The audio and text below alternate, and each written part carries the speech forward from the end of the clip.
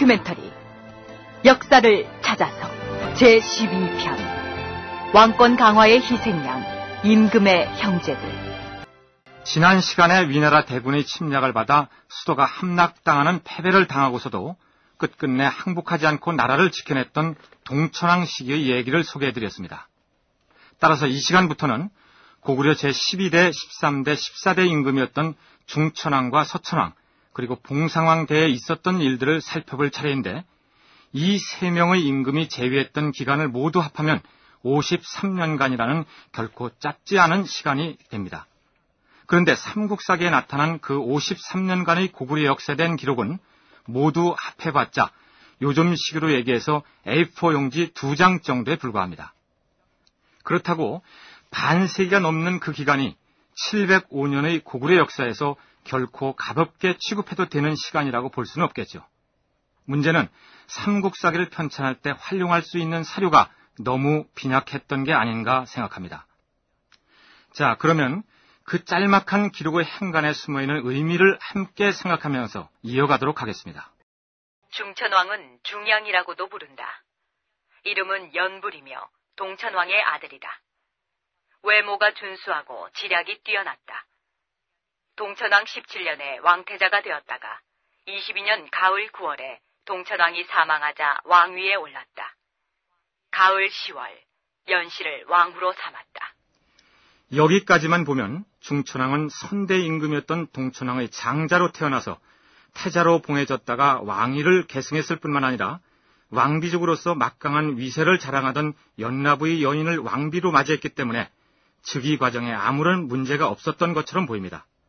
그런데 2달 뒤의 기록에는 이런 내용이 나타납니다. 11월 왕의 아우 예물과 사구 등이 반역을 도모하다가 처형당하였다. 즉위한 지 2달 만에 동생 2명의 목숨을 뺏을 정도라면 왕위 계승을 두고 형제간에 상당히 심각한 반목이 있었던 모양인데, 이채로운 것은 중천왕뿐만 아니라 그 다음 왕인 서천왕도 또 그 다음 왕인 봉상왕도 마찬가지로 반란을 일으키거나 그럴 염려가 있다 해서 동생들을 처형했다는 기록이 보인다는 점입니다. 왕의 권위에 도전하는 경우 피를 나는 형제간이라 할지라도 목숨을 빼앗는 등의 사례가 고려나 조선시대에도 있었습니다만, 유독 이 시기에 3대에 걸쳐서 이런 사건이 벌어졌다는 것은 무엇을 의미할까요? 인하대 서영대 교수의 얘기를 들어보시죠. 근데 왜 이런 현상이 나타나느냐라고 했을 때 이것도 역시 고구려의 그 왕권 강화 과정하고 관련해서 설명이 될 수 있을 것 같습니다. 그러니까 왕의 권한이 강화되고 그 강화된 권한이 아들, 손자대로 이어나가는 데 있어서 제일 큰 위협의 세력, 또 견제 세력이 될 수 있는 것은 왕의 동생, 이런 사람들이 나중에는 자기 조카가 왕위 올랐을 때는 삼촌으로서 세력을 발휘할 수 있고, 실제 우리나라 역사에도 보면 뭐 세조 같은 사람이 나오고 있지 않습니까? 또 고려시대도 보면 숙종 같은 사람이 있습니다. 그러니까 왕권의 안정을 위해 가지고는 이 왕권을 견제할 수 있는 제일 위협의 대상이 될 수 있는 왕의 동생들, 형제들을 미리미리 제거를 해버리는 그런 현상이라고 할 수 있습니다. 지금까지 이 프로그램을 통해서 고구려의 왕위가 형제간에 상속되었던 사례들을 여러 차례 소개해드린 바 있죠. 그런데 바로 중천왕, 서천왕, 봉상왕, 이 시기는 왕위 상속의 관행이 형제 상속에서 부자 상속으로 바뀌는 전환기였습니다. 왕은 일찌감치 아들을 태자로 봉하고 그 태자가 순조롭게 왕위를 이어받도록 하기 위해서 가장 큰 방해 세력이었던 아우들을 견제하거나 제거했던 것입니다. 기록 한 가지를 더 살펴보죠.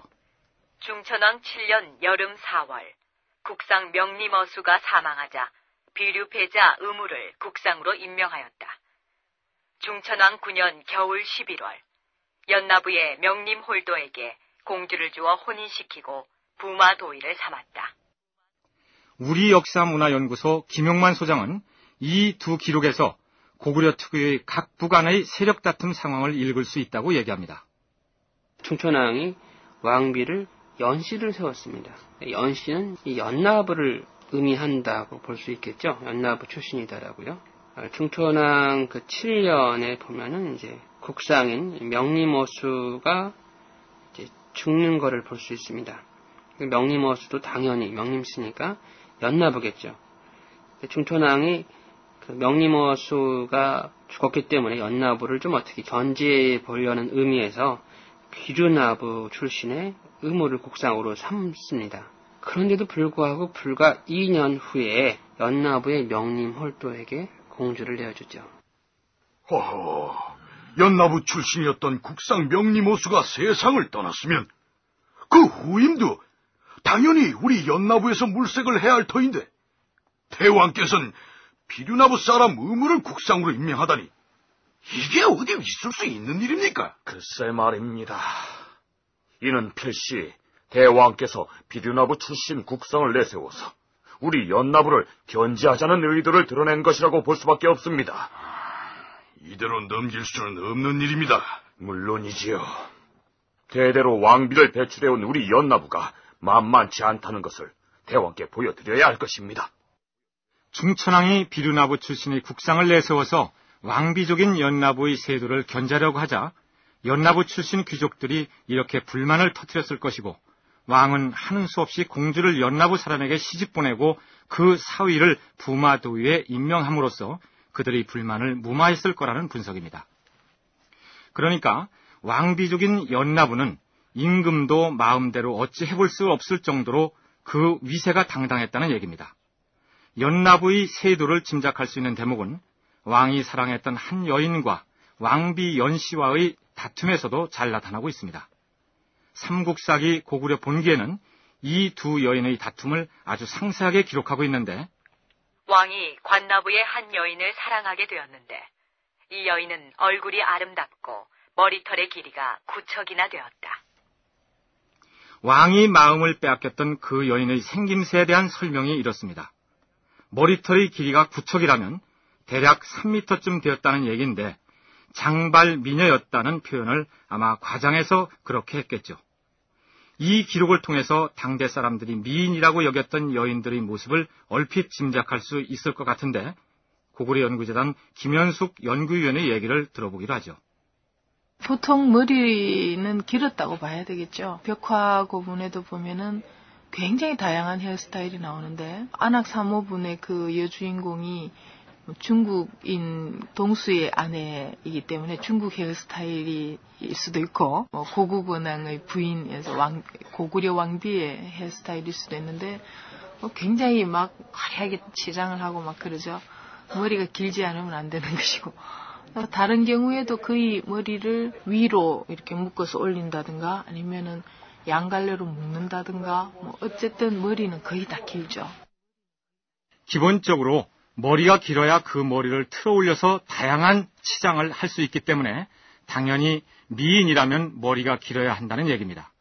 아마도 왕의 마음을 사로잡았던 이 여인은 그 중에서도 요즘 샴푸 선전에 나오는 모델처럼 길고 윤기 나는 머리를 가지고 있었던 모양입니다. 어쨌든 중천왕은 그 미모의 여인을 소후, 즉 제2의 왕비로 삼으려고 합니다. 그러자 왕후 연씨는 관나부의 여인이 왕의 사랑을 독차지할 것이 걱정되어서 왕에게 이렇게 얘기합니다. 대왕마마, 제가 듣기로는 서쪽에 있는 위나라에서는 긴 머리털을 천금을 주고 산다고 합니다. 옛적에 우리 선대 임금은 중국에 예물을 보내지 않아 병난을 당해서 쫓겨다녔으며 나라를 잃을 뻔하기도 하지 않았사옵니까? 그러하니 대왕마마께서는 위나라가 원하는 대로 사신을 보내서 머리털 긴 미인을 진상하시면 그들은 흔쾌히 받아들일 것이며 다시는 침범하는 일이 없을 것이옵니다.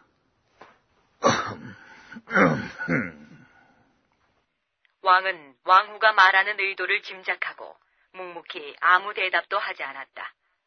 관나부 여인이 그 이야기를 전해 듣고 자기에게 해가 미칠까 겁을 내어 도리어 왕에게 왕후를 참소하여 말하였다. 왕후께서는 항상 소천만 보면 시골 계집이 어찌 궁궐에 있느냐. 만약 스스로 돌아가지 않으면 반드시 후회하리라. 이렇게 욕을 하옵니다. 대왕마마께서 궁궐을 비우시면 그 기회를 이용하여 왕후가 소첩을 해칠 것 같아 두려우니 대체 이 일을 어쩌면 좋겠사옵니까? 왕의 총애를 독차지하기 위한 두 여인의 싸움이 이렇게 시작되었는데 출신 성분으로만 본다면 왕후가 막강한 왕비족 연나부 출신인데 비해서 장발의 미녀는 오부 중에서도 이미 그 기세가 꺾여버린 관나부 출신이었고 더군다나 시골 출신의 여자였기에 승패는 이미 판가름 난 거나 진배 없었습니다. 김용만, 김현숙 두 사람의 얘기를 차례로 들어보시죠. 시골 계집이라는 표현은 이미 관나부 자체가 시골 사람, 즉 촌 사람으로서 고구려의 오부의 하나로서 연나부와 견지하는 이런 세력이 이미 아니고 완전히 몰락을 해서 무시될 정도로 떨어졌다는 것을 의미합니다. 고구려 오부족 가운데서 왕실인 게르부, 그 다음에 음을 배출한 이 소노부, 비르나부하는 소노부하고 연나부 이 3계부는 그런 대로 그 강력한 세력을 가졌지만 관나 또 환나 이 두 개의 부는 이미 세력을 상실해서 일반 남편 마음으로 본다면은 이게 세증이 더 강할 수도 있죠. 보통 우리가 소설이 이제 나오면은 그쪽 편을 드는 게 상식이고 아마 그걸 믿었기 때문에 아마 관나부 여인도 그걸 한번 해본 거 아니겠습니까? 전혀 왕이 자기 편을 들어주지 않을 것이다 이렇게 생각하면은 그런 얘기를 할 리도 없겠죠. 처음부터 또 완전히 연시 왕후한테 밀려서 더 이상 발언을 못할 정도면 그런 얘기를 꾸며내지도 못할 것이고 그러니까 뭔가를 믿고 왕의 사랑을 믿고 얘기를 한 건데 왕이 그렇게 나온 거는 결국은 왕이 결국 어떻게 나왔다는 얘기일까요? 궁중 여인들의 싸움이 어떻게 마무리되는지는 삼국사기의 내용을 다시 살펴보기도 하죠. 그 후 왕이 기구라는 곳으로 사냥을 떠났다가 돌아왔는데 관나부의 여인이 가죽 주머니를 들고 나와 왕을 맞이하며 울면서 말했다. 대왕마마, 왕후가 소첩을 이 주머니에 담아 바다에 버리려고 하니 대왕마마께서는 이 미천한 목숨을 보살피어 집으로 돌아가게 하여 주신다면 어찌 이 이상 대왕마마를 옆에서 모시기를 감히 바라겠나이까. 대왕마마. 글쎄요. 연시 왕후가 정말로 그 여인을 가죽 주머니에 넣어서 바다에 버리려고 했다면 그 주머니를 왕후가 가지고 있어야 하는 것이 아닐까요? 장발미녀는 중천왕의 동정심을 얻으려 했던 것인데 왕의 최종 결심은 이렇습니다. 네가 정녕 바다에 들어가기를 원하느냐? 여봐라! 이 여자를 저 가죽불에 넣어서 소해바다에 내던져 버리라! 중천왕은 연시왕후하고 관나부인하고 싸울 때 분명히 왕후도 참소를 하고 관나부인도 참소를 했는데 일방적으로 왕후 편을 들어주는 걸 볼 수 있습니다. 이것은 두 사람 누굴 사랑하고 안 사랑하고가 아니고 사실 사랑하는 건 관나부인이었는데도 불구하고 현실적으로 왕후 세력이 워낙 막강하니까 힘없는 관나부인을 바닷물에 빠뜨리는 것으로서 문제를 해결함으로써 가장 강력한 연나부의 충돌을 피하려고 했던 것이라고밖에 볼 수가 없습니다. 그러니까 왕후 세력에서 질렸기 때문에 그래서 국상인 명리모수가 죽었을 때 연나부 출신이었던 국상 명리묘수가 죽었을 때 후임 국상을 다른 부족 사람으로 바꿔보았던 것인데 다시 반발에 부딪히자 연나부 쪽에 공주를 시집보내서 무마시키지 않으면 안 되었다는 얘기입니다. 어쩌면 단순히 임금의 총애를 차지하기 위한 왕실 내부 여인들의 다툼으로만 볼 수도 있었을 터인데 그 무렵 연나부라는 왕비족의 권세가 워낙 막강했기 때문에 이런 다양한 분석이 나오는 것이겠죠.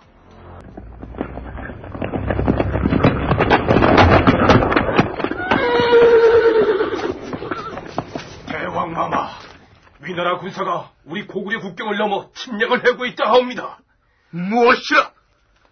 선대왕 때 우리 고구려 도읍지를 점령해서 약탈을 자행했던 그들이 또다시 군사를 몰고 온단 말이냐? 그러하옵니다.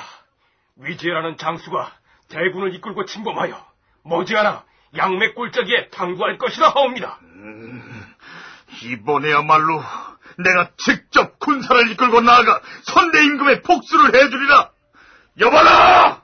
기병들은 나를 따르라!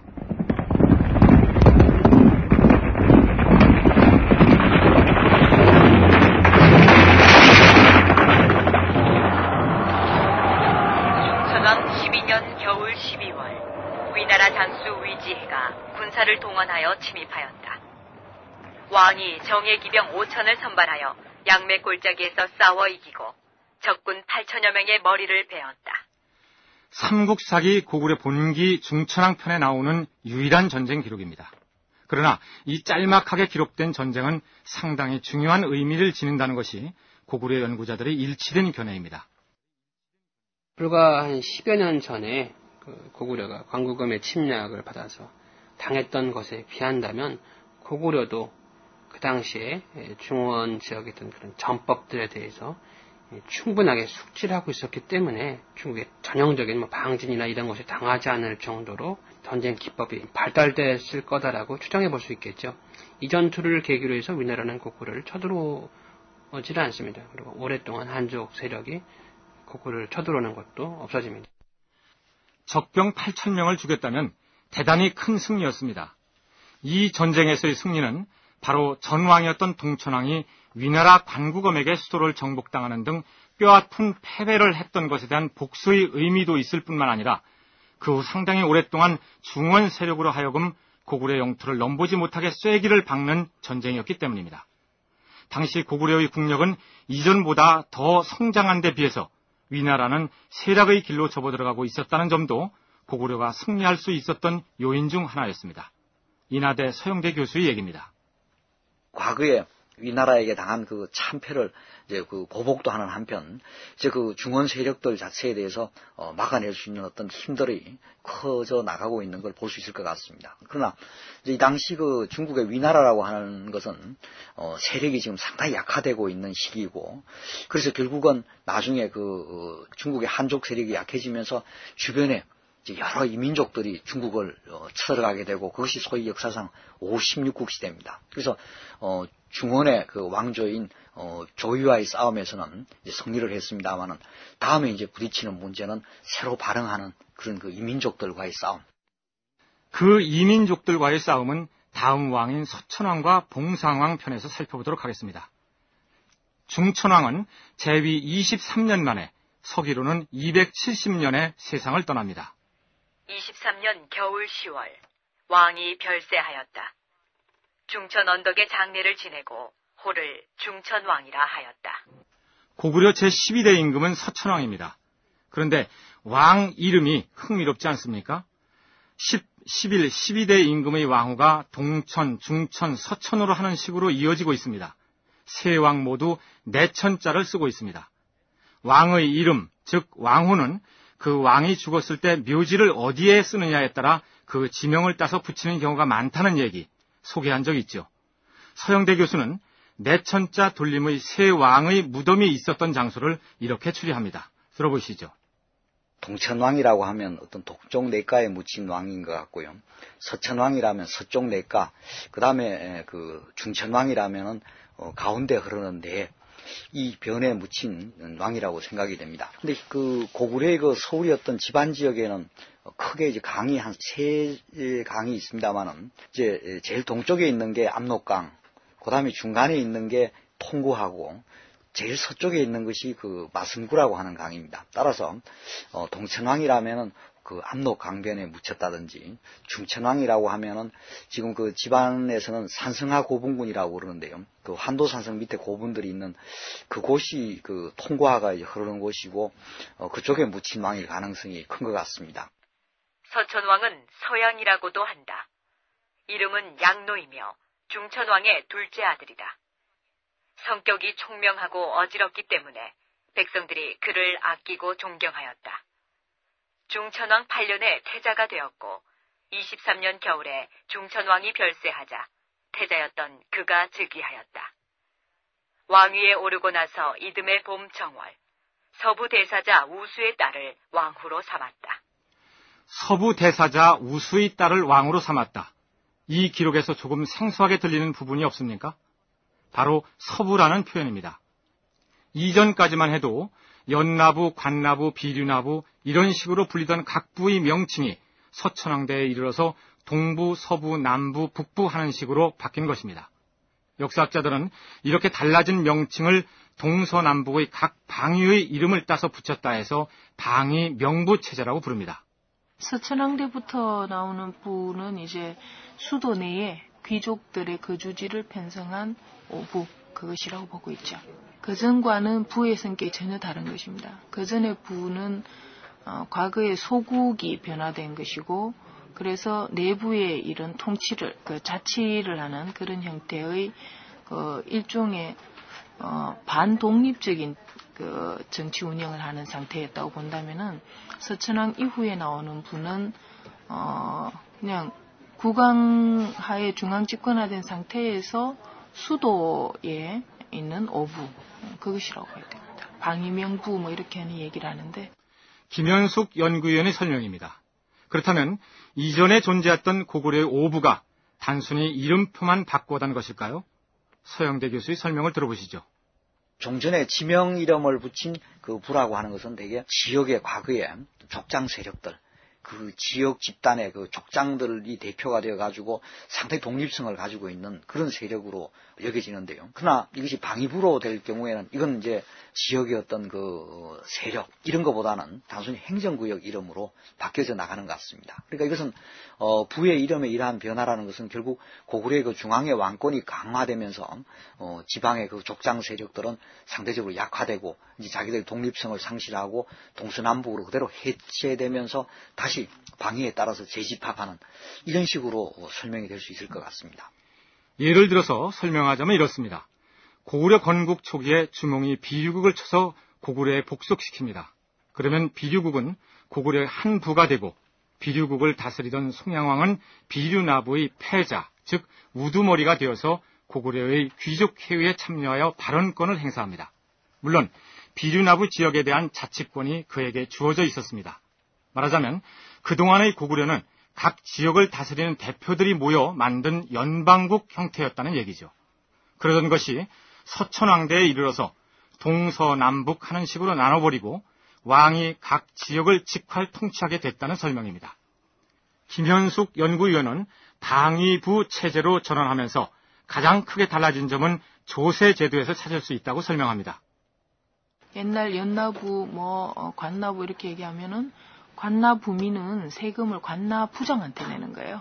그럼 부장은 그 중에서 일부를 국왕에게 바치든지 어떻게 하는 거고, 자기가 알아서 그 내부에서는 정치, 사법, 행정, 그러니까 민사, 형사 이런 재판권 다 가지고 있는 거죠. 그런데 이제부터는 모든 사람들은 다 국왕에게 직접 세금을 다 내고, 그 지역에 대한 통치도 국왕의 명을 받은 지방관이 가서 국왕을 대행해서 통치를 하는 것이기 때문에, 이전보다는 훨씬 더 강력한 중앙집권 체제를 갖춤으로써 고구려가 강대국으로 성장할 수 있는 발판을 마련했던 것입니다. 앞에서 보내드린 중천왕 편에서 이제 위나라는 그 세력이 약해져서 고구려를 위협할 상황이 아니었으나, 대신에 고구려는 그 주변에 있던 이민족들과 싸워야 했다는 서영대 교수의 얘기를 들려드린 바 있죠. 서천왕 11년 고구려가 처음 맞닥뜨린 상대는 숙신이었습니다. 서천왕 11년 겨울 10월 숙신이 침입하여 변방 백성들을 괴롭혔다. 삼국사기에는 분명 이렇게 기록하고 있으나 서영대 교수는 숙신이 아니라 음누족이라고 해야 맞다고 얘기합니다. 그런데 이 숙신이라는 것은 상고시대에 중국 동북방 만주 중에서도 저 동북 지역에 있던 그런 민족의 이름인 것 같고, 이미 이 중천왕, 서천왕 이 시기에 오면은 숙신이라는 이름은 역사에서 자취를 감추게 됩니다. 그런데 이 숙신은 나중에 음누가 되었다가 또 물길이라는 족속이 되었다가 또 말갈이라고 하는 족속으로 계속 기록이 보면은 시대에 따라서 이름이 다르게 나옵니다. 근데 이 시기는, 이 서천왕 시기는 되게 음누라고 불려지던 그런 시기입니다. 그래서 우리는 삼국사기에는 숙신이 침공해왔다 하지만은 아마 음누의 침공을 그렇게 기록한 것 같습니다. 그러니까 숙신이나 음누나 다 같은 종족을 부르는 이름인데 서천왕 시기에는 음누라 불러야 옳다는 얘기입니다. 말갈족이라고 들어보셨죠? 그 말갈족의 전신이 바로 숙신이고 음누입니다. 여기에서는 일단 삼국사기에 기록된 대로 숙신이라 부르기로 하겠습니다. 허허, 초여름에 서리가 내리는 바람에 보리 농사를 망쳐 백성들의 형편이 말이 아닌데 숙신을 비롯한 외적이 자꾸만 나라를 넘보고 있다니 걱정이로다. 내 미미한 몸으로 외람되게 왕위에 올랐으나 턱성이 모자라 백성들을 편안하게 해주지 못하고 임금의 위험이 먼 곳에까지 미치지 못해서 인근의 적들이 우리 강토를 넘보는 것이 아니겠는가? 이제 지략 있는 신하와 용감한 장수를 얻어 외적을 물리치려고 하니 장수가 될 만한 인재를 천거하도록 하라. 대왕마마의 아우 되시는 달가야말로 용맹스럽고 지략이 뛰어나옵니다. 그렇사옵니다. 대장 자격이 충분하옵니다. 기약 또한 특출하고 그 용맹을 당할 자가 없사옵니다. 내 아우 달가가 이토록 많은 신료들로부터 신망을 얻고 있다니 뿌듯하도다. 달가는 군사를 끌고 가서 우리의 변방을 호시탐탐 노리고 있는 숙신을 물리치도록 하라. 예, 대왕마마. 제가 가서 숙신을 무찌르고 있사옵니다. 군사들은 나를 따르라.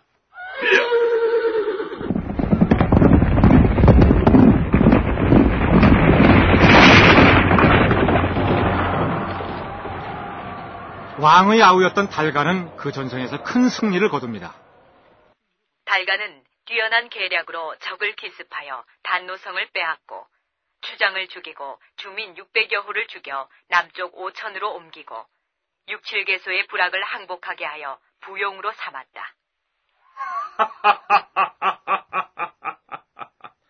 과연 내 아우로구나. 이제부터 그대를 안국군으로 삼고 군사권을 맡기겠노라. 양백과 숙신 등의 부락들도 그대가 통솔하도록 하라. 이렇게 해서 뒷날 말갈족이 되는 숙신은 고구려의 영향권으로 들어옵니다.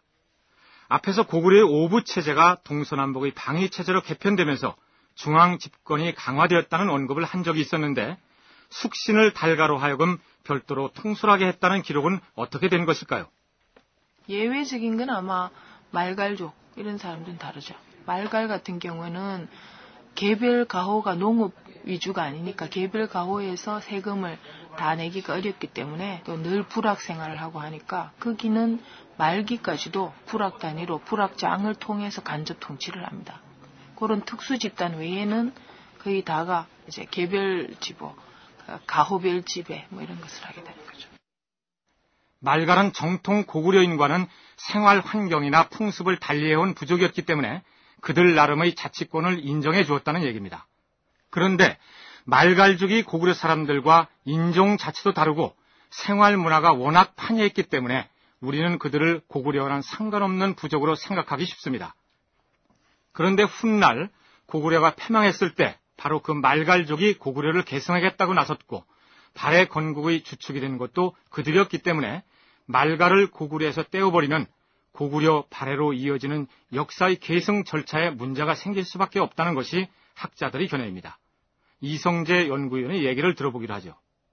고구려라고 그래서 고구려 사람들만의 국가는 아니고 그 고구려 주변에 있었던 많은 고구려 사람들과 다른 그 문화를 갖고 혈통도 계통도 다른 사람들이 점차 이제 고구려가 그 국가가 이제 커져 나가면서 그 아래로 자꾸 들어오게 되는 거죠. 숙신 같은 경우도 여기 지금 달가 혹은 달고라고 되어 있는데 이 사람에 의해서 이제 전국당에서 그 편입됐던 이런 사람들도 보면 그 처음에는 이제 고구려하고 이제 다른 그런 사람들이었지만 점차 고구려가 성장해 나가면서 고구려 사람들의 이론이 돼 나가는 그런 과정 중에 이제 하나로서 볼 수 있는. 그렇다면 숙신 혹은 음누라고 부르기까지 했던 그 말갈족의 생활 문화는 고구려 사람들과는 어떻게 달랐을까요? 중국 역사서인 삼국지 위서동의전에 기록된 음누족에 관한 기록을 잠깐 들춰보기로 하겠습니다. 음누는 땅이 험하고 산이 많으며 사람들의 생김새는 부여와 유사하나 사용하는 언어는 부여와는 다르고 고구려와 같다. 그들은 항상 동굴에서 산다. 큰 집은 사다리 9개 정도의 깊이인데 깊을수록 좋은 집이다. 그 풍속에 돼지 기르기를 좋아하여 그 고기를 먹고 돼지 가죽으로 옷을 해입고 겨울에 돼지 비계를 몸에 여러 번 두껍게 칠하여 추운 바람을 막는다. 여름에는 벌거벗고 한 척쯤 되는 긴 천으로 신체의 앞뒤를 대강 가리고 산다.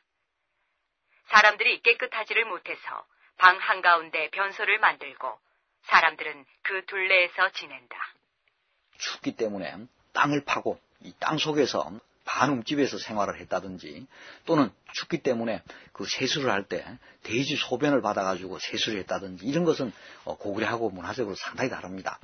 그러나 문제는 이 고구려가 국가적인 성장을 해 나가면서 주변의 그 세력들을 다 아울렀기 때문에 나중에 이 사람들이 고구려의 중심 세력하고는 종족적으로나 혈통이 좀 다를지 모르지만은 고구려인이라고 하는 데서는 나중에 다 포함되어 버리는 그런 사람들입니다. 그래서 고구려는 기본적으로 이게 다종족 국가입니다. 그래서 하나의 어떤 족속이 고구려를 구성하고 있는 그런 단세포적인 사회가 아니고 다종족 국가이기 때문에, 비록 생활 풍습은 달랐을지라도 고구려를 다종족 국가로 본다면 음누족, 즉 말갈족도 넓은 의미의 고구려민으로 분류해야 한다는 것이 서영대 교수의 견해입니다. 그런데 말갈족과는 달리 고구려 사람들은 씻는 것을 좋아했던 모양입니다. 목욕을 너무 좋아해서 화를 당했던 사례가 서천왕대에 나타납니다. 서천왕 17년 봄 2월, 왕의 아우인 이루와 소발 두 사람이 모반하여 병을 핑계대고 온탕으로 가서 자기 무리들과 방종하게 놀며 불온한 언사를 퍼뜨렸다. 여기서 온탕이란 지금의 온천을 일컫는 말입니다. 그 당시의 온천이 어떻게 생겼는지는 지금 알 수가 없지만 왕족을 비롯한 귀족들은 온천을 즐겼던 것만은 틀림없었던 것으로 보입니다. 그건 그렇고, 앞에서 서천왕의 동생인 달가가 숙신을 무찌르고 영토를 확장한 공로를 인정받아 안국군으로 봉해졌다는 얘기를 소개해드렸습니다만, 거기 비해서 이루, 소발 두 동생은 인품이나 행동거지가 달가와는 딴판이었던 모양입니다. 김현숙 연구위원의 얘기입니다.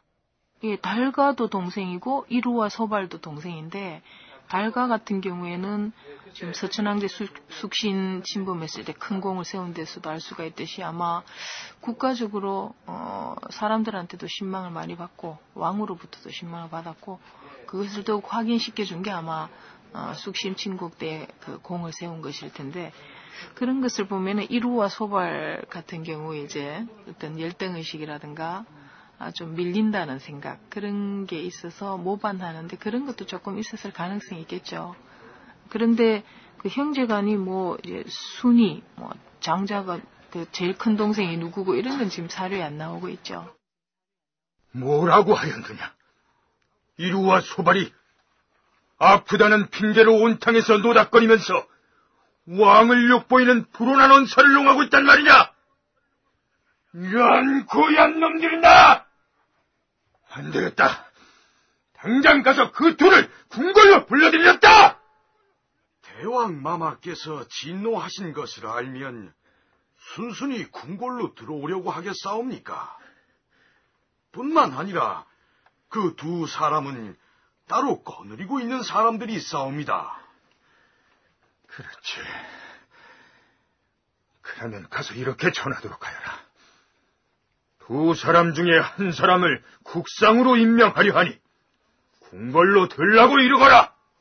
알겠사옵니다. 그리고 힘세고 무술에 능할 뿐 아니라 믿을 만한 사람 하나를 골라서 은밀하게 나에게 보내도록 하라.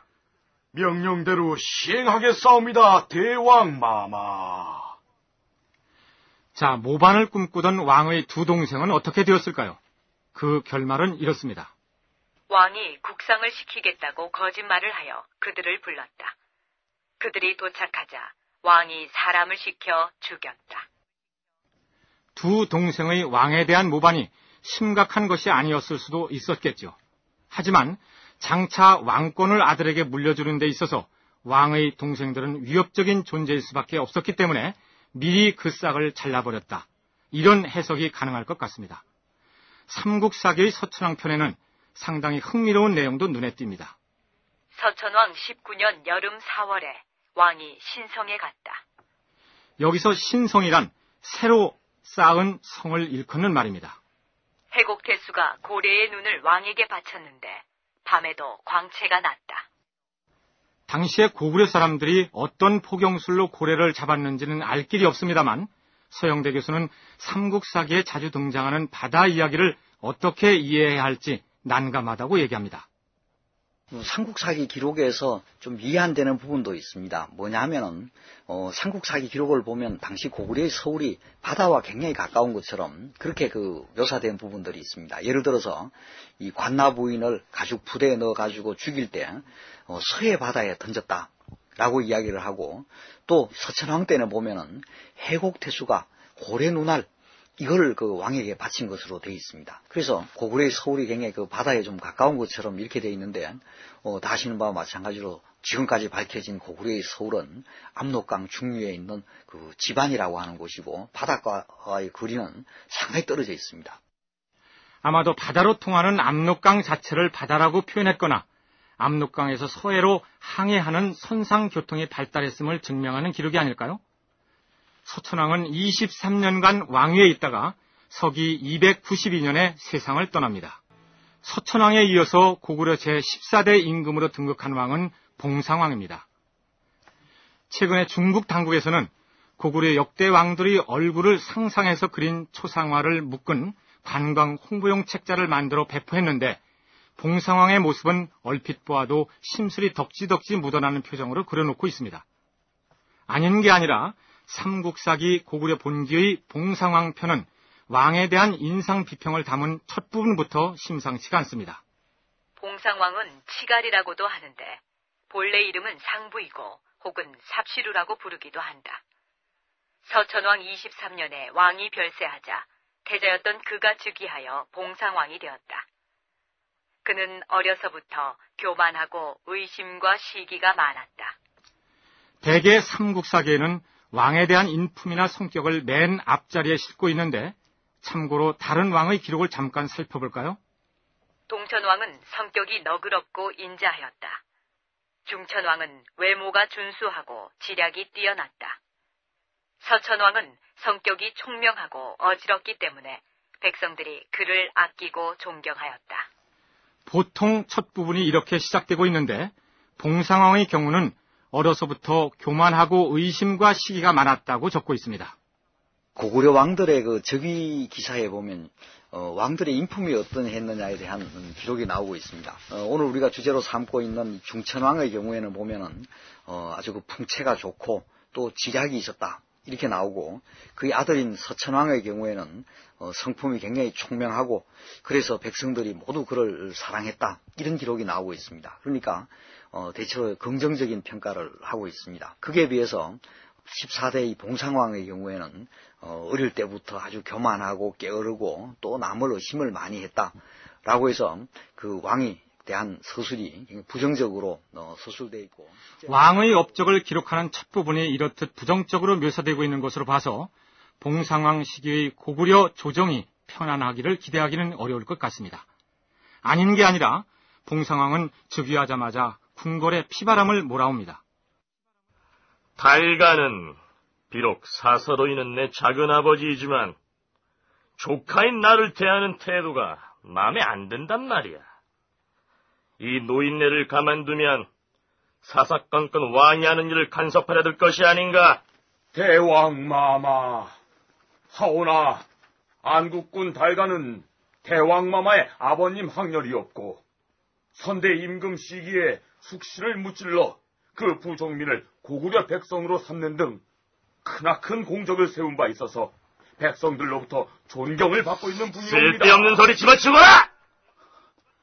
이 노인네가 틀림없이 나를 권좌에서 밀어내고 왕위를 차지하려는 음모를 꾸미고 있을 거야. 대왕마마, 그럴 리가 없사옵니다. 이놈도 한통속이로구나. 너부터 죽고 싶으냐? 네 목숨을 보존하려거든 안국군 달가의 목을 베어오도록 해라.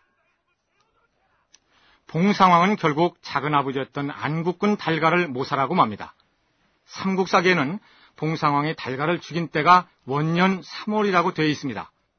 즉위하자마자 그가 집행했던 첫 번째 나란 일은 온 백성의 존경을 받고 있던 작은아버지를 처형하는 것으로 시작했던 것입니다. 안국군 달가가 아니었으면 어떻게 백성들이 양맥과 숙신의 환난을 면할 수 있었겠어. 아휴, 이제 믿고 따르던 안국군이 죽었으니 백성들은 누굴 믿고 살란 말이야? 왕이 되자마자 삼촌을 죽인 왕이 이 무슨 낯으로 백성들을 이끌겠다는 거야? 그러니까 봉상왕은 임금의 가장 큰 통치 기반이라 할 민심을 돌려 세워버린 채로 통치를 시작했던 셈입니다.